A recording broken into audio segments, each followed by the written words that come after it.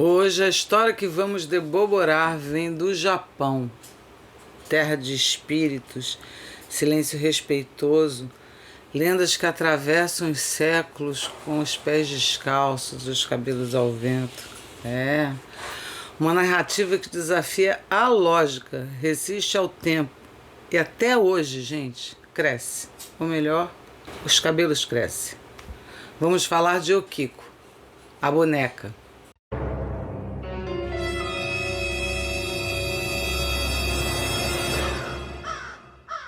Sejam muito bem-vindos ao nosso cantinho do inexplicável. Eu sou Débora Neto, a guardiã dos sussurros que ecoam nos tempos antigos, e te convido agora a se sentar comigo, cafezinho na mão, alma aberta, mente aberta, para mais uma história que tudo indica não terminou quando deveria. Não terminou nem quando, nem como. Vamos lá. Você acredita numa boneca que pode guardar a essência de uma alma? Que o afeto de uma criança pode ser tão forte, mas tão forte, ao ponto de deixar raízes até nos fios de cabelo desse brinquedo? Pois é. Hoje vamos mergulhar em um dos casos mais famosos e respeitados do folclore japonês. Um caso tão impactante que até os monges budistas decidiram não enfrentar, apenas cuidar. Sim, vamos falar da boneca Okiko, o brinquedo que ganhou uma alma e que desde então seu cabelo nunca mais parou de crescer. Se você gosta de histórias como essa, já sabe, curte o vídeo, se inscreve, ative o sininho, compartilhe com aquele amigo que, como nós, adora uma história misteriosa. Porque aqui, nesse canal, cada clique seu é como um passo a mais fundo dentro do mistério. E hoje vamos até o fundo mesmo. Então vamos à história. Vamos comigo. A história começa em 1918, na ilha de Hokkaido. Ao norte do Japão.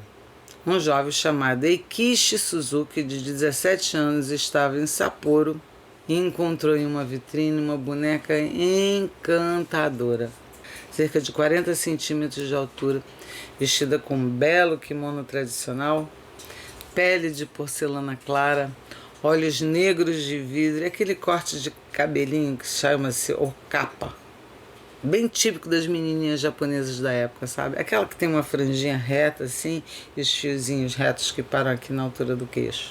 Encantado com a possibilidade de dar de presente, ele levou a boneca para casa e deu à sua irmãzinha, que se chamava Okiko, nome que mais tarde se tornaria o da própria bonequinha. A menina ficou apaixonada. Para ela era o brinquedo mais lindo que já tivera. Brincava todos os dias, conversava, dormia. A ligação era profunda, inocente, afetuosa. Aquela que a gente tem por muitos brinquedos enquanto criança. Poucos meses depois, infelizmente, uma tragédia. Okiko adoeceu e repentinamente teve uma febre alta que evoluiu para um quadro complicado e em pouquíssimo tempo ela veio a falecer. Bom, tinha apenas 3 anos de idade. A família ficou devastada, quis manter a boneca como lembrança da filha e colocar em um pequeno altar. Muitas vezes isso é feito, como manda a tradição japonesa, tá? Em casos de luto. E foi aí que o inexplicável começou. Alguns dias depois do funeral, a família percebeu algo muito estranho. Os cabelos da boneca, que antes terminavam aqui, pouco acima dos ombros, conforme eu já falei, né? Pareciam maiores. Primeiro eles pensaram ser impressão. Depois passaram a acompanhar, medindo, anotando. E sim, eles concluíram. O cabelo da boneca continuava crescendo. Levaram a boneca para especialistas. Ninguém sabia explicar. Cabeleireiros examinavam e diziam que os fios pareciam humanos, tinham raiz, entendeu? Estavam vivos. Isso é meio bizarro, né? Mas não é impossível, que muita gente usou cabelo humano em bonecos por muito tempo. Com o tempo, a família começou a relatar sonhos com a filha pedindo para não ser esquecida. E aquela sensação de presença na casa, sabe? Eles sentiam um certo conforto. enquanto a boneca é como se a boneca realmente abrigasse a pequeno Kiko. Em respeito, em temor, decidiram não se desfazer da boneca. Afinal, a boneca era uma presença da filha deles. Nos anos 30, a família Suzuki se mudou para outro lugar e levou consigo a boneca para um templo budista, Manenji. Lá, a cidade de Misawa, pediram aos monges para cuidarem da bonequinha. E desde então a boneca está lá, até hoje. Segundo dizem, num altar especial, observada com reverência e com os cabelos crescendo até hoje. Os monges, inclusive, cortam regularmente os fios com um gesto de zelo, de cuidado, quase que familiar, sabe? E mais, afirmam que quando os cabelos não são cortados, se tornam mais grossos, chegando até a altura dos joelhos. Vários exames ao longo dos anos confirmaram que o material é mesmo cabelo humano e que é de uma criança. E a pergunta que não cala, pelo menos a mim não cala, como é que isso é possível? Alguns acreditam que o forte vínculo afetivo entre o Kiko e sua boneca permitiu que a alma da criança se apegasse ao objeto. No Japão há essa crença, tá? É uma crença muito presente. É no chamado de Tsukumogami. Isso, Tsukumogami. Objetos antigos podem vir carregados de emoções e ganham uma espécie de consciência, se eles forem amados, se forem queridos pelos seus donos, e acabam se tornando protetores. E se forem negligenciados, podem se tornar vingativos. Bom, não é o caso de Okiko, a boneca. Ela seria então uma espécie de Tsukumogami benevolente, uma extensão da alma da menina, eternamente conectada da forma que mais a menina amava. Enfim.